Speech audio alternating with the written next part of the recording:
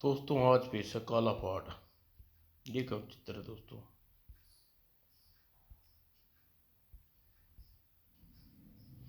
किसी नगर में एक सुबह साधु प्रवेश किया। साधु अपना कमंडल थामे घर में की दहलीज के पास पहुंचा और चुपचाप जाकर वहां खड़ा हो गया। काफी समय पश्चात जब गृहस्थी बाहर निकली, अरे मेरे द्वार पर ब्राह्मण देवता। अरे साधु केवल चुपचाप खड़ा गृहस्थी सोच में पड़ गई। अरे ये कैसे महात्मन है, भिक्षा के नाम भी नहीं ले रहे। इन्हें भिक्षा दी तो कहीं नाराज न हो जाएं, किंतु मेरे द्वारा आज तक कोई ब्राह्मण खाली हाथ नहीं लौटा। और गृहस्थी ने कुछ फल और फूल ले आई। मैं अपना फर्ज पूरा करूंगी। और आपने भिक्षा के लिए नहीं आपने भिक्षा के लिए नहीं कहा, किंतु फिर भी मैं आपको भिक्षा दे रही हूँ, इसलिए मुझे क्षमा करना महाराज और भिक्षा स्वीकार करो। साधु ने चुपचाप अपना कमंडल आगे कर दिया। कैसा विचित्र साधु, कुछ बोलता नहीं। और उसी शाम वही साधु फिर एक अन्य मकान के सामने खड़ा हुआ और फिर उस घर से भिक्षा लेकर चुपचाप वहां से लौट गया। कैसा मौनी साधु, आज तक नहीं देखा सुना। और फिर उस साधु ने ये रोज का नियम बना लिया, सुबह शाम चुपचाप किसी के मकान के आगे जाकर खड़ा हो जाता। जब तक भिक्षा न मिलती जाती हुए खड़ा रहता। ओह मोनी बाबा, अरे ओ दीनू, देख तेरे द्वार पर खड़े मोनी बाबा, इसे भिक्षा ला दे। अरे बाबा, आप लीजिए, भिक्षा स्वीकार कीजिए। जैसे ही बाबा जाने के लिए मुड़े, ठहरिए बाबा। बाबा, क्या आप मुझे बता सकते हैं आपने यह मौन व्रत धारण कर रखा है? आखिर आप भिक्षा के लिए आवाज न देकर इतनी देर तक खड़े रहकर स्वयं को क्यों कष्ट देते हैं? कहीं कभी कभी तो मैंने सुना है कि आप पूरा पूरा दिन भिक्षा के लिए दहलीज पर खड़े रहते हैं, किंतु भिक्षा देने के लिए आप किसी को कुछ नहीं कहते। अरे कोई जवाब नहीं दिया। जवाब कहाँ से देंगे, उसे आज तक किसी ने बोलते नहीं देखा। यह सुनकर मौनी बाबा होले से मुस्कुराए और आगे बढ़ गए। मुझे तो ये मौनी बाबा भगवान का कोई अवतार लगते हैं। धीरे धीरे मौनी बाबा के नाम से प्रसिद्ध हो गए। मौनी बाबा, माँ मौनी बाबा आए हैं। और लोग श्रद्धापूर्वक उसके चरणों धोकर पीने लगे। हमारे धन्य भाग मौनी बाबा, जो हमारे सेवा का मौका दिया। किंतु उस दिन रोज की तरह मौनी बाबा भिक्षा के लिए एक मकान की दहलीज के निकट जाकर खड़े हुए। ओ मौनी बाबा, मुझे अपाइज के घर पर पधारे हैं। मैं चलकर ठीक से उनके दर्शन भी नहीं कर सकती। मैं उन्हें उन्हें भिक्षा भी नहीं दे सकती। आह मौनी बाबा, तुम व्यर्थ में परेशान हो जाती हो माँ। मौनी बाबा को भिक्षा में दे आता हूँ। जा बेटे, मौनी बाबा का को ही मिल आशीर्वाद को ही मिलता है। मौनी बाबा के कमंडल आगे कीजिए, भिक्षा ग्रहण कीजिए। मेरी माँ चल नहीं सकती, इसलिए भिक्षा लेके आया हूँ। बाबा, आप कमंडल आगे कीजिए। करते नहीं करते, मेरे हाथों से भिक्षा स्वीकार नहीं करेंगे क्या बाबा? और बच्चे के मुंह से चीख निकल गई।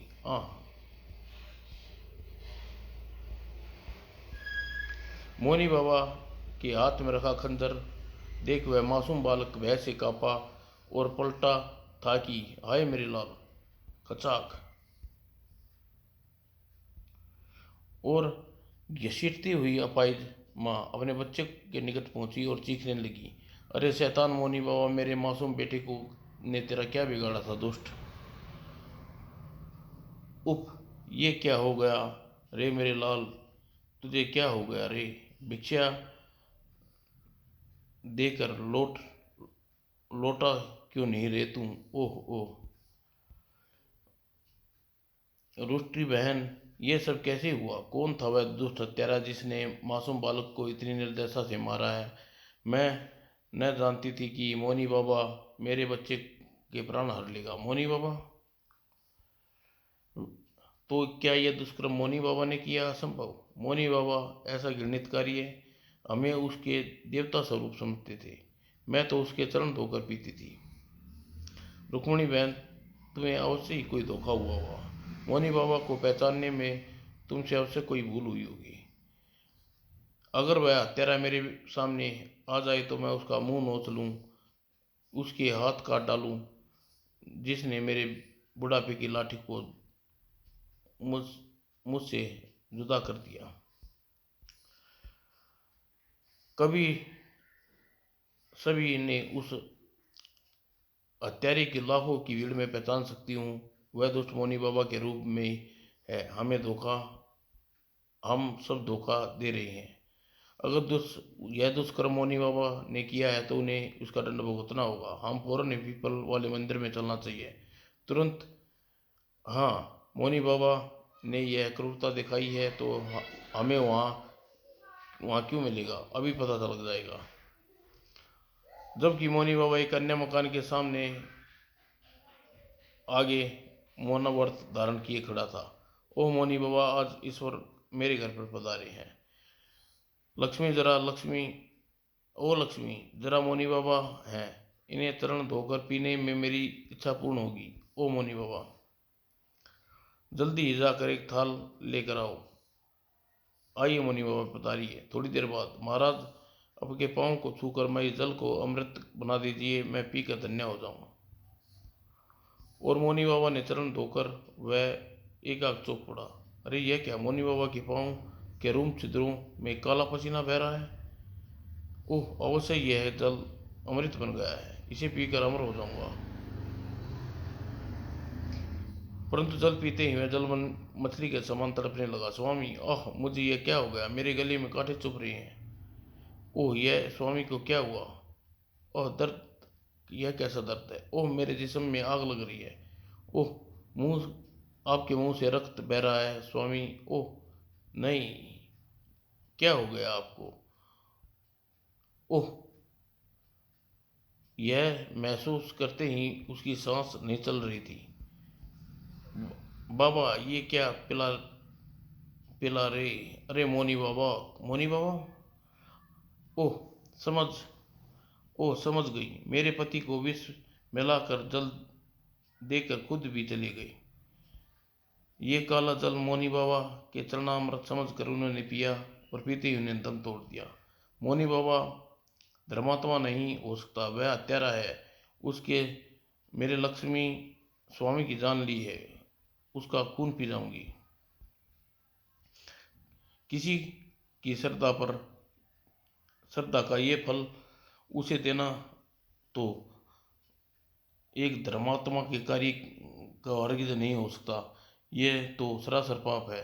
उस ढोंगी साधु को इस स्त्री के स्वामी की हत्या का दंड मिलना चाहिए। हमें तुरंत पीपल वाले मंदिर में चलकर ढोंगी बाबा को पकड़ लेना चाहिए। हाँ चलो। और थोड़ी देर बाद, लेकिन पीपल वाले मंदिर से कुछ दूर, अरे वे रे मोनी बाबा। खबरदार कोई उनके खबरदार कोई असंभव ढंग से पेश ना ही आएगा। मोनी बाबा, हत्यारा मोनी बाबा। मोनी बाबा भीड़ के निकट पहुंच कर रुक गया। मोनी बाबा, हमें आपसे कुछ पूछना है। क्या आपकी अपाहिज रुक्मणी के बच्चे की हत्या की जैसा जघन्य काम किया है? क्या आपने गरीब किसान को विष पिलाकर उसकी हत्या की है? बाबा, आज आपको अपना मौन व्रत भंग करना होगा। हाँ हाँ, हमें बताना होगा क्या असम अपराध किए हैं। मोनी बाबा की एक निगाह सब पर डाली और आगे बढ़ी। अरे पाखंडी साधु, तेरा यह पाखंड एक क्षण भी नहीं चलेगा। यहाँ यहाँ नहीं चल सकता। दुष्ट अब एक पल दुष्ट हमें एक पल भी और धोखा नहीं दे सकता। दुष्ट ये साधु के वेश में छुपा हुआ कोई शैतान है, भेड़ की खाल में भेड़िया है। गांव वालों, देखते क्या हो? यह दुष्ट इतने दिनों से हमें मूर्ख बनाकर हमारी भावनाओं से ठगता रहा। मारो मारो मारो, इसे मारो। और तीव्र शोर में मचाती हुई भीड़ उस पर टूट पड़ी। और फिर जब शैतान को इतना ही काफ़ी है, बाकी काम इस जंगल में भयानक गिद्ध और कौवे चील कौवे कर देंगे। और साधु को अधमरा छोड़ वे वापस चले गए। और तभी एक गिद्ध वृक्ष पर आकर बैठ गया। और तभी आखिर मैंने तेरा व्रत भंग कर ही दिया। हा हा हा, अब तू इस नगर में कोई भिक्षा नहीं देगा। तू कभी भी काले पहाड़ तक नहीं पहुंच सकेगा। हा हा हा हा। और गिद्ध उड़ता हुआ साधु की निगाहों से लोप हो गया, जबकि साधु गहन ध्यान में लीन हो गई।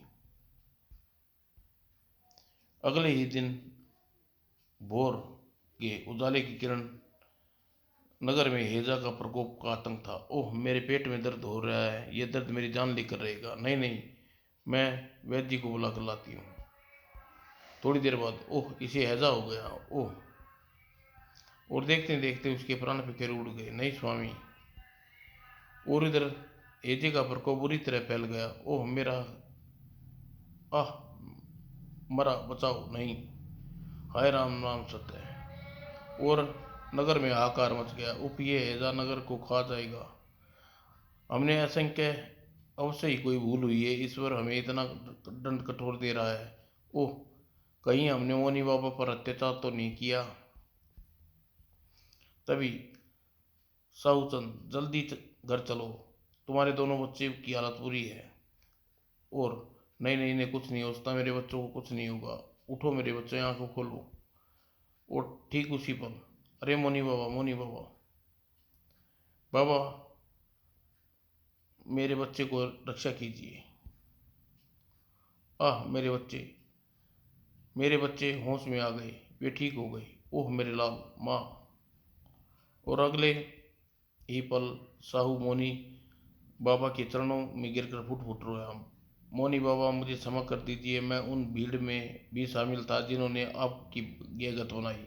लेकिन मैं जान गया हूँ, प्राण प्राण देने वाले से हाथ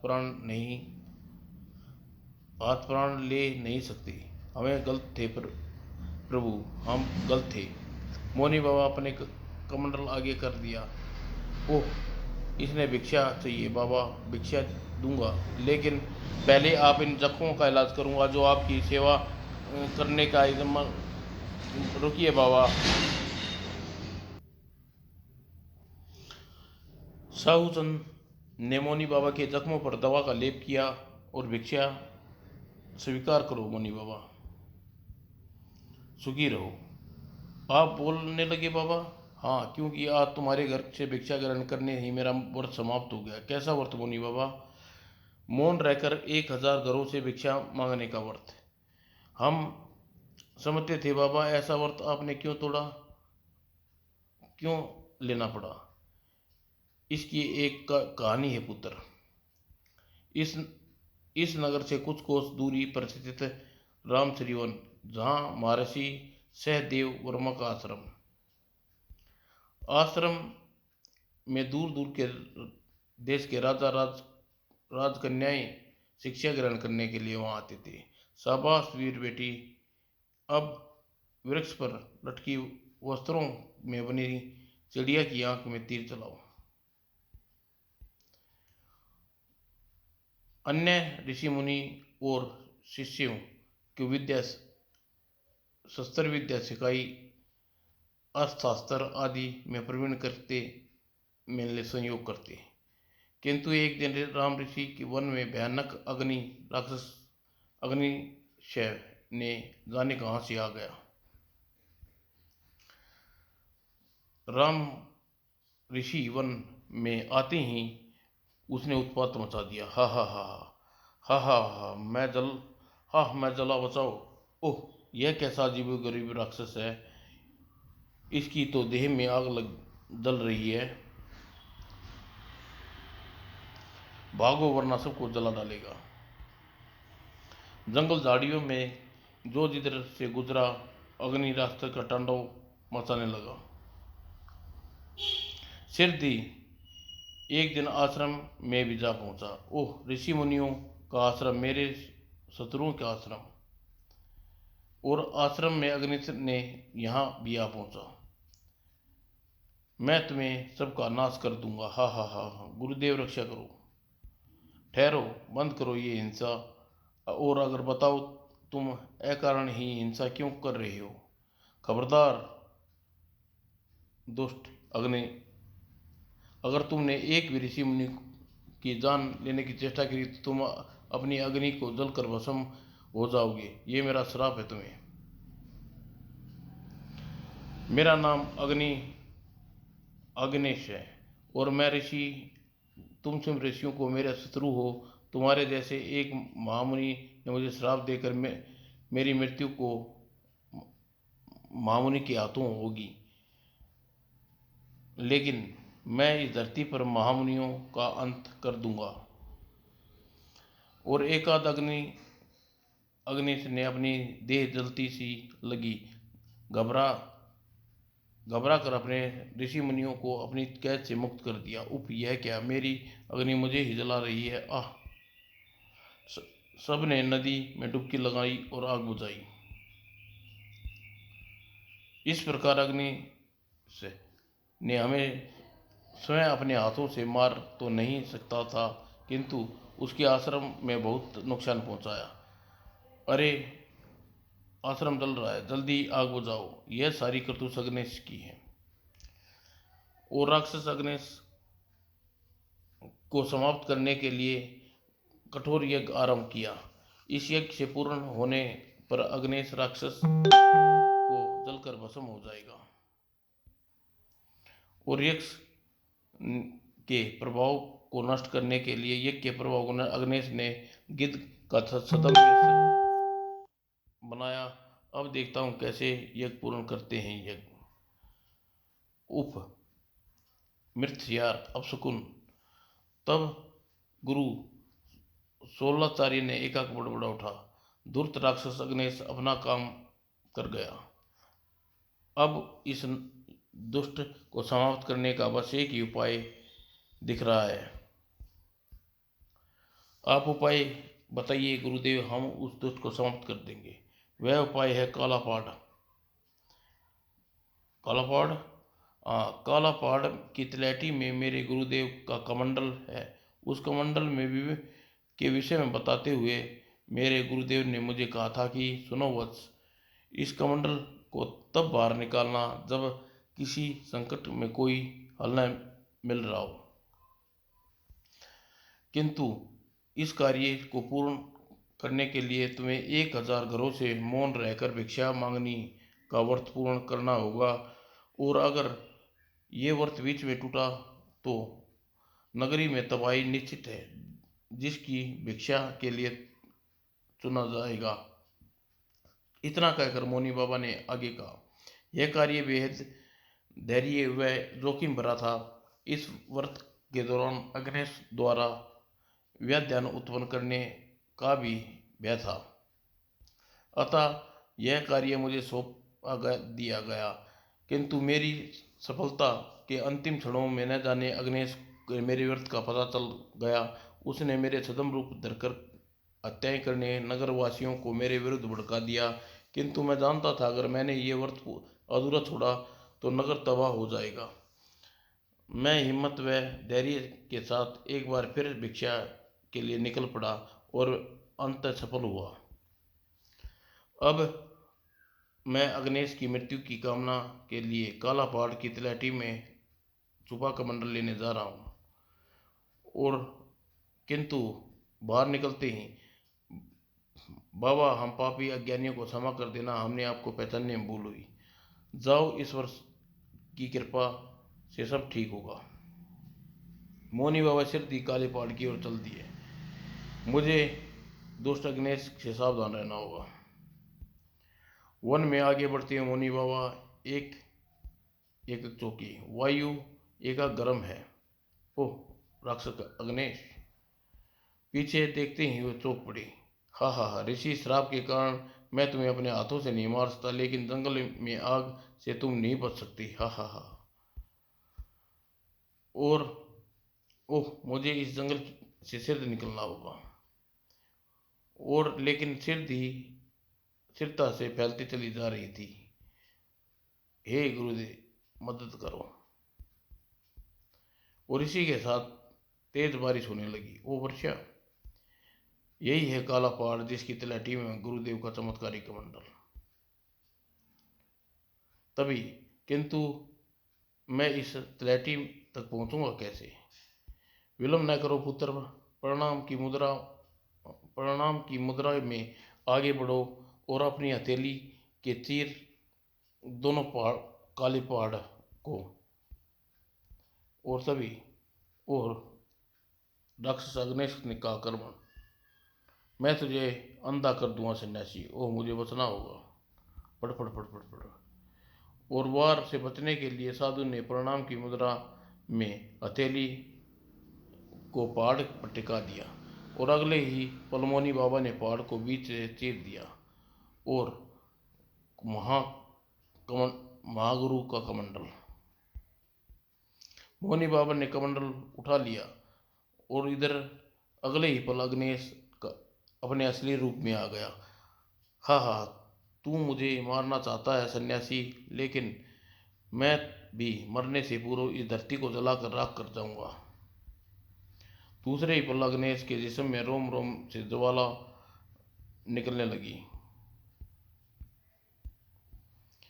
और महागुरु कमंडल, इस दुष्ट की अधिक तबाही करने से रोक। और अगले ही पल कमंडल से धुआं निकलने लगा। धुएं के चारों ओर फैली अग्नि को समेट लिया और धुएं की लकीर में राक्षस अग्नेश के सिर में समा गई और फिर एकाक ज्वालामुखी के समान फट पड़ी राक्षस अग्नेश की देह। और इसी के साथ शांति छाती चली गई। दुष्ट अग्नेश को समाप्त हो गया और धुआं वापस कमंडल में समा गया। एक आवाज हुई, वत्स, इस कमंडल को यथास्थान पर रख दो। मोनी बाबा का कमंडल यथास्थान पर रख दिया। जय महागुरु। और एक तेज आवाज के साथ काला पहाड़ पुनः से स्थान पर आपस में सट गया और तभी मोनी बाबा पर पुष्प वर्षा होने लगी। ओह, ये शायद मेरे गुरु देव का प्रताप है जो मुझे सफलता का आशीर्वाद दे रही हैं। और फिर मोनी बाबा वापस अपने आश्रम की ओर चल पड़े। इन लक्ष्य इंसान से दूर नहीं, अगर सच्ची लगन हो तो। अब आश्रम पहले की बात ही सुख शांति रहेगी। समाप्त दोस्तों।